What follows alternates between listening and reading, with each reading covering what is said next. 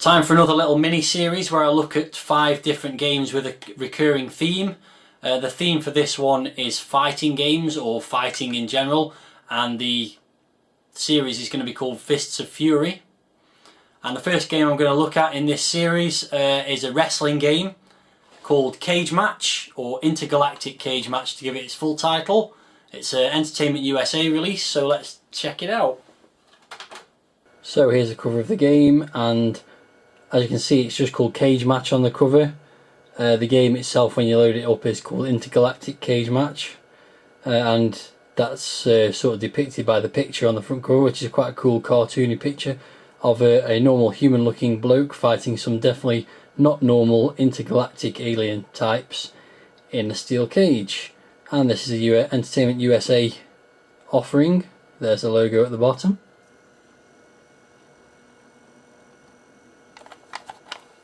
And on the spine it just says Cage Match as well. And on the back we've got several screenshots of a cage match going on. Nothing much to say about those really. And a bit of info about the game. Fight for your life against the best in the universe in this fast-paced intergalactic wrestling match. Okie dokie. And you can see that it's programmed by Sculpted Software, who were responsible for the majority of the Entertainment USA releases. So here's what the inlay looks like inside. Usual sort of introduction to the game. Your opponents are all professional wrestlers and interplanetary champions. Going to be pretty tough to beat, apparently. And we've got the controls, which are joystick only, and load instructions, and it's got quite a detailed synopsis of the controls there. Various different moves you can do whilst grabbing, whilst lifting, climbing the cage, usual sort of stuff.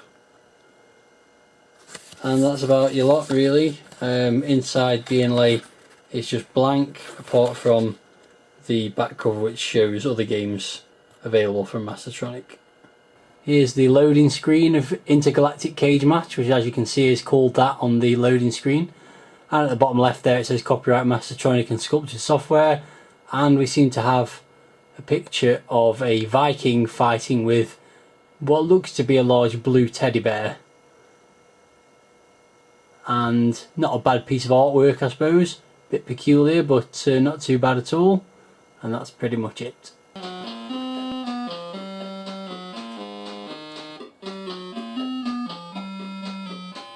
Okay, so here's a title screen. As you can see, it says Intergalactic Cage Match by Hal Rushton. Copyright Sculpted Software and Mastertronic. And mentions the artwork by Joe Hitchens and music by Jim Cuomo, which I have to say is some of the worst music I've ever heard come out of a Commodore 64. Pretty dreadful stuff.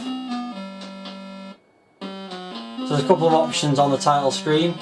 You can change the player characters. So at the moment I've got a kind of Hulk Hogan look-alike versus some kind of pointy-headed alien thing. So thankfully when you change players the music just switches itself off. So you can cycle through the different players available. As you can see, a variety of peculiar looking characters. So I'm going to go for this bug-like looking thing, and I'm going to go up against that thing which might be a spaceman or something, I don't know. As you can see, the colours of the two players vary, but that's the only real difference. You can also toggle between a 1 and 2 player game, which obviously I'm only going to play 1 player, and at any point you can restart the game by pressing F7, but I'm going to press spacebar to begin, and off we go. So you can see, well, what we seem to have is 2 characters that are exactly the same bodies with slightly different heads fighting against each other. Also, you can also see there's some rather blocky sort of movements when you move from left to right, like there might be a cell of animation missing. So you're in the steel cage having your steel cage match, and there's a small selection of moves available. You can kick and punch, which I'll try and do. There's a punch. Holding fire and pushing down will kick, which looks more like a knee lift, to be perfectly frank. And I'm getting my arse kicked at the moment here. So this guy's trying to climb the cage, but you can actually try and shake him off it. Although that's not Not having a very good go at that. And I'm actually dead. So that was short and sweet. That character was rubbish. Not quite sure what happens now. Alright, back to the main menu. Okay, so I'm not going to use that character again because it was rubbish. So I'm going to go with this big bug guy instead. And I'll face him off against a blue-haired Hulk Hogan lookalike. Let's give it another go. So this guy looks like he could kick a bit more ass. So you can punch, as you can see there. If you push down, you can also kick. It's really quite difficult to control your player. And you can also pick them up and drop them, which seems to happen occasionally.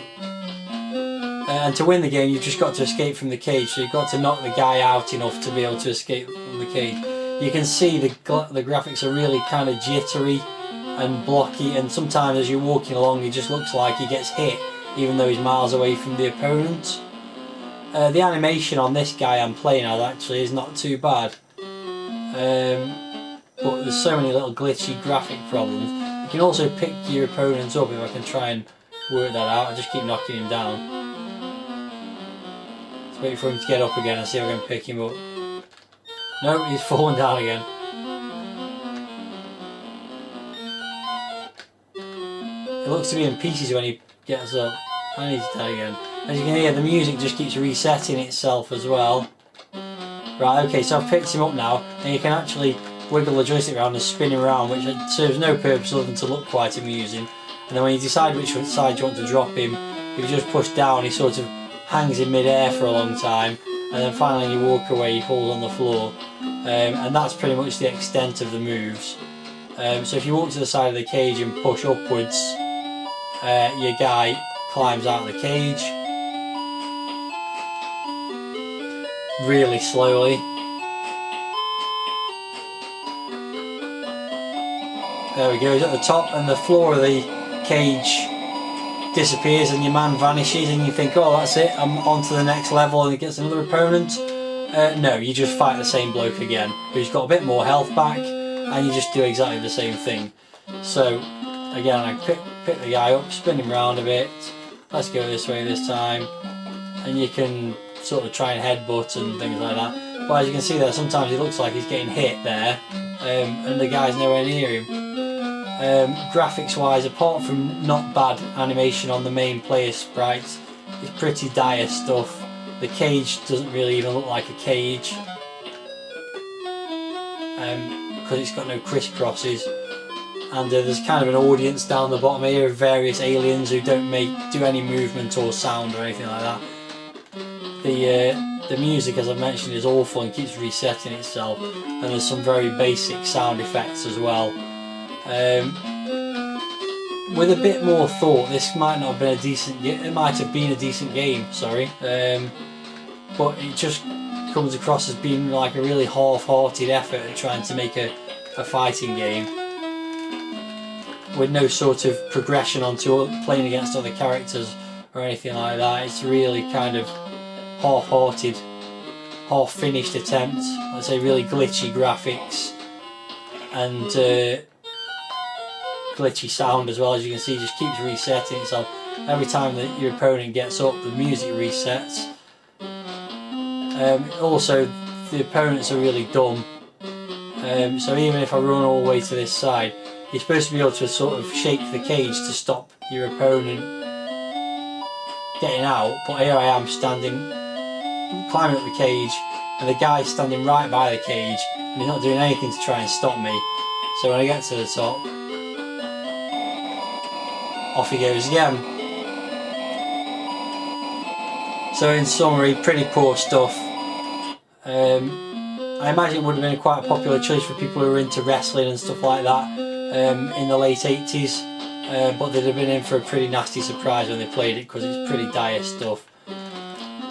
So on that note, we'll say it's not worth $1.99, and let's move on to something that perhaps will be.